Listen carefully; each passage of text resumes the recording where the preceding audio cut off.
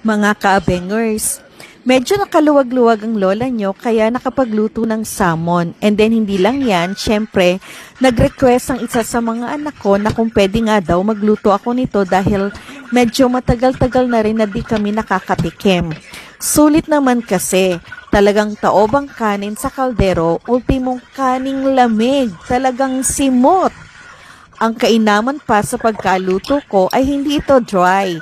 Talagang nanunuot ang sarap.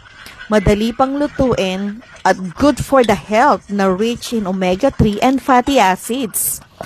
At hindi lang yan ha, isa ito sa mga good source of protein which is vital talaga naman pong napakahalaga sa ating mga bones na maging healthy.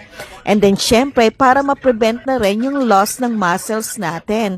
Eh syempre nagkakaedad na rin ang lola nyo, di ba? Kaya need na talagang dalasan ng kain ng salmon o ng kahit anumang uri ng isda. At para ma-reduce na rin yung signs of aging. Wow, di ba? Talaga naman po. Nakikita naman yung mga kulubot sa ating mga noo, di ba? At least ma-reduce man lang yan, di ba?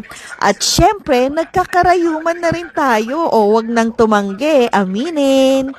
Wow, biglang naging health advisor pang lola nyo ha. May pa-healthy diet tips pa. Wow.